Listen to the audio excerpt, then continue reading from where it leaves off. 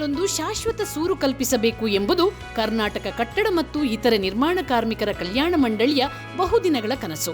ಈ ನಿಟ್ಟಿನಲ್ಲಿ ಮಾನ್ಯ ಕಾರ್ಮಿಕ ಸಚಿವರಾದ ಶ್ರೀ ಸಂತೋಷ್ ಎಸ್ ಲಾಡ್ ಅವರು ಸಂಬಂಧಿಸಿದ ಅಧಿಕಾರಿಗಳೊಂದಿಗೆ ಹಲವು ಸುತ್ತಿನ ಸಭೆಗಳನ್ನು ನಡೆಸಿದ್ದು ಅಗತ್ಯ ವರದಿ ಸಲ್ಲಿಕೆಯಾಗಿದೆ. ಅಲ್ಲದೆ ಈಗಾಗಲೇ ಈ ಅರ್ಥಪೂರ್ಣ ಯೋಜನೆಗೆ ರಚನಾತ್ಮಕವಾದ ರೂಪುರೇಷೆಗಳನ್ನು ಸಿದ್ಧಪಡಿಸಲಾಗಿದೆ.